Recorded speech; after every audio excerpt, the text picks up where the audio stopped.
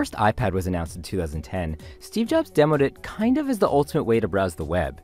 It could do more, of course, but it was big and slow. It couldn't even multitask. A year later, Apple had already totally redesigned the thing. It was suddenly stylish, lighter, and more capable.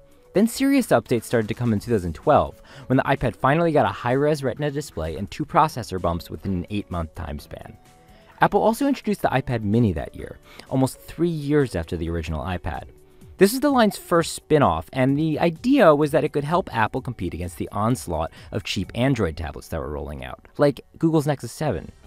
In 2013, the iPad received what is arguably its biggest update to date. The Air was a complete redesign in the mini style, making Apple's flagship tablet far more portable than it had ever been. After all of that, both iPads only saw small updates in 2014. The Air got a better display and a fingerprint sensor, and the Mini just got a fingerprint sensor. They were tepid changes, and they may well have been a reaction to how the iPad's business had been changing. Though the iPad started out as a fast-growing new product, its sales had started to decline. At the same time, Microsoft's Surface line was turning 3 and starting to come into its own. It's been growing fast, and that's a pretty clear sign that big, powerful tablets are in demand. Which is how we get to this week. Suddenly, the iPad is huge, capable of multitasking, and supports a keyboard and stylus.